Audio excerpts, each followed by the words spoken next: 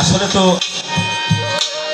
আত্মসঙ্গ যদি করে কোনো ভাগ্যবান, সেই দেখিবে লীলা বর্তমান। তাহলে আত্মসঙ্গ এটা তো অবশ্যই দেহে আছে। যিনি সাধুসঙ্গ করেন, সাধুগুরু আসছেন আমার আবুল দাদুর নিমন্ত্রণে, এদের কি কাজ? আর আমার আবুল দাদু সাধুসঙ্গ করছে, তার কি কাজ? আসলে আমাদের তো বর্তমান ভাইরাস ঢুকে ভিতরের দিক কলিজা ময়লা হয়ে গেছে, পরিষ্কার নাই। সাধুসঙ্গ দিলে আত্মার মুক্তি হয়, দিলেও পাপ, না দিলেও ছাড় নাই।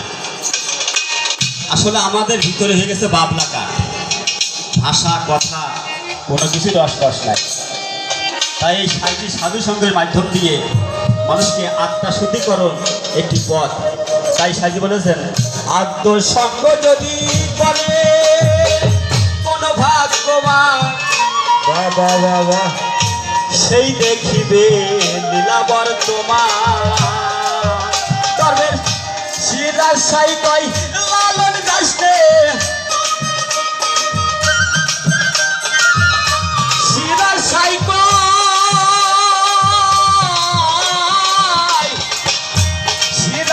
কই লালন দাসে, শ্রীনিবাস অনুমানের অঙ্গনে সাধু সঙ্গ কররে মন, তত জেনে তুমি সাধু সঙ্গ কররে মন।